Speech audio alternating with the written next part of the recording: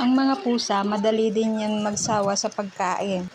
Yan ang napansin ko mula nung mag-alaga ako ng pusa. Kaya susubok tayo ng ibang pagkain, yung bago sa panlasa nila. At napili ko itong Petmara na laging dumadaan sa newsfeed ko. Kaya ito muna susubukan natin. Tignan nyo naman ang packaging, oh. Secured na secured. Kapal ng bubble wrap. Kaya imposible na yun mabutas. Ito yung dry food na for kitten and up to 12 months old na 1 kilo. Ang mura na nito guys at madalas pa silang mag-sale kaya abang-abang lang kayo sa mga live nila.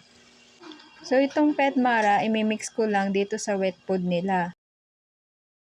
Yung 1 kilo kasya sa 2 container na ganito. Ang bango niya guys, amoy chocolate. Konti-konti lang muna guys para hindi mabigla ang tiyan ng ating mga amo. At baka hindi trip ng tiyan nila magsuka, kaya magtae, kaya konti-konti lang muna.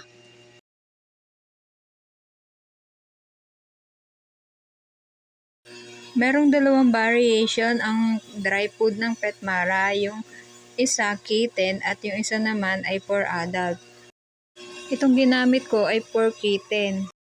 Kung napansin nyo, hinaluan ko na din ng for kitten ang pagkain ng 2 adult ko kasi madalas yan yung mga kittens nakikisalo ng pagkain kaya ang ginagawa ko kung anong pagkain ng adult, ganun na din for kitten. So dito, pang 3 days ko na siyang gamit. At yan, sobra na sa kalahati ang na-consume nila. So far, wala naman akong nakikita na nagsuka or nagtai sa kanila. So, ibig sabihin, approve sa kanila. So that's it guys. Kung gusto niyo rin subukan ang Petmara, ilalagay ko lang dyan sa yellow basket kung saan ko siya nabili. Follow for more!